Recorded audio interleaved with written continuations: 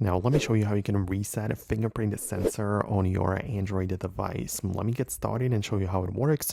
If it's your first time in here, subscribe so you don't miss videos like this one.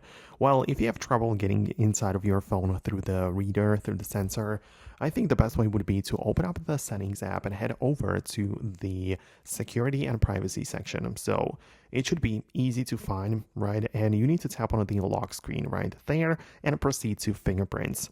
You might be asked to type in your code if you have one, but you probably do, right? And you can in here see all of the data, right? So if you want to reset it, the way that I would approach this would be that I would tap on my existing fingerprint like that, and I would just click on remove to make sure that I deleted the current one. Right? I mean, you have the ability to check edit fingerprint. So if you click there, you can test it out by placing the finger on the reader, and it should tell you which finger it is.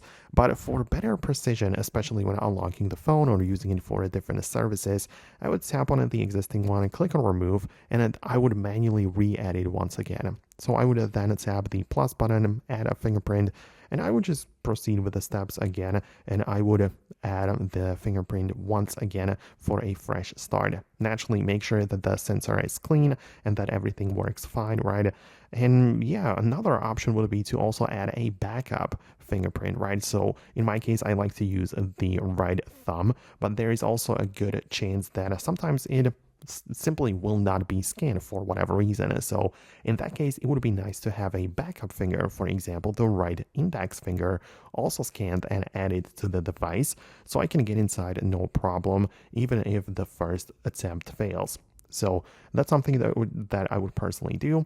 And if it also doesn't work, make sure you pay attention to the toggles below, like the fingerprint unlock has to be turned on. Even always on a display is a nice feature, which I would keep enabled. So depends, but that is how you can find it. Thanks a lot for watching. Subscribe for more tutorials and videos like this one, and I'll see you later in the future uploads.